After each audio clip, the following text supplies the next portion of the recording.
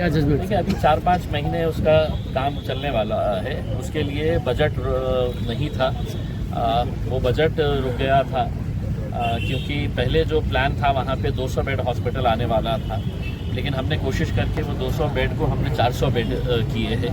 तो पहला जो बजट सैंक्शन था वो 200 बेड के हिसाब से था, तो 400 बेड के लिए गवर्नमेंट के पास से पैसा निकालना थोड़ा सा मुश्किल था। बीच में तकरीबन एक 10 महीने के करीब काम रुक चुका था, वो बजट सैंक्शन नहीं हो रहा था।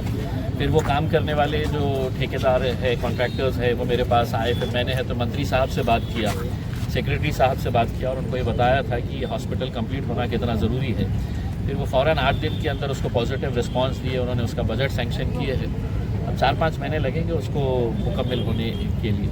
कल रोहित पवार, सुप्रिया सुरे उन पर आंदोलन किए, किसानों का कर्जा माफ़ी को लेकर उनको अरेस्ट किया गया है। क्या इससे किसानों का कर्जा माफ़ होगा? क्या लगता है? देखिए, हम तो बार बार ये कहते हैं कि हुकूमत जब कोई इस तरह का ऐलान करती है तो वो सिर्फ एक ऐलान रहता है। हकीकी तौर के ऊपर अगर देखा जाए तो क्या किसानों के पास तक ये पैसा पहुंच रहा है?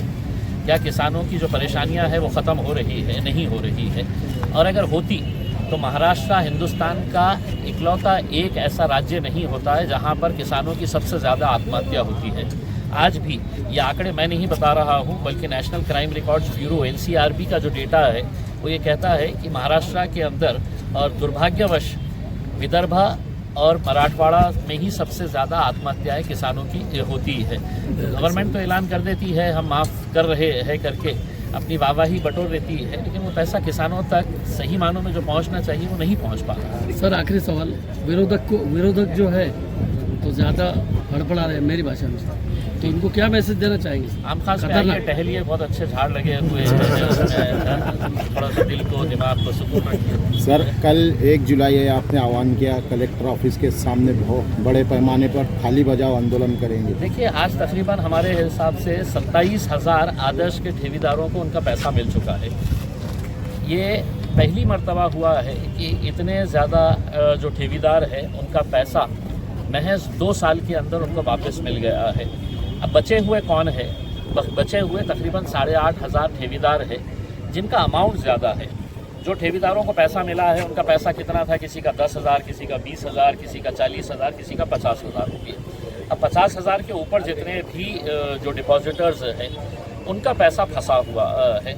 तो मैंने कल के दिन हम जो प्रिंसिपल जज है, मैं एक डेलीगेशन प्रिंसिपल जज के पास गए, मैं खुद अदालत में खड़े रह के जज साहब से अनुरोध किया हूँ कि अभी तक आदर्श के 75 ठेकेदार जो है वो मर चुके हैं।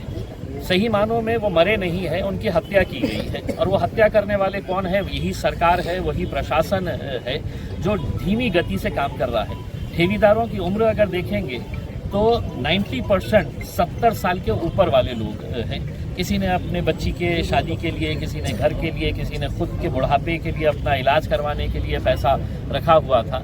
पैसा है लेकिन इनके पास पहुंच नहीं रहा है क्योंकि जो सिस्टम है वो इतना भ्रष्ट हो चुका है।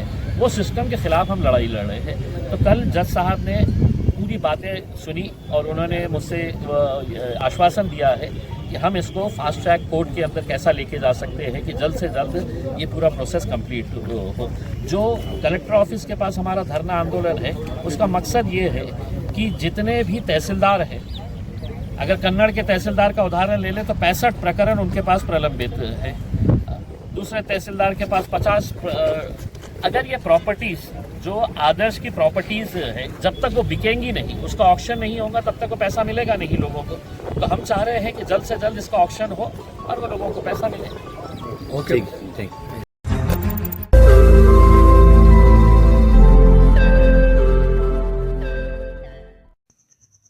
रोज नई खबरों को देखने के लिए हमारे औरंगाबाद समाचार चैनल को सब्सक्राइब कीजिए और नोटिफिकेशन पाने के लिए हमारे बेल आइकन को दबाइए ताकि हर खबर की नोटिफिकेशन आपको मिलती रहे।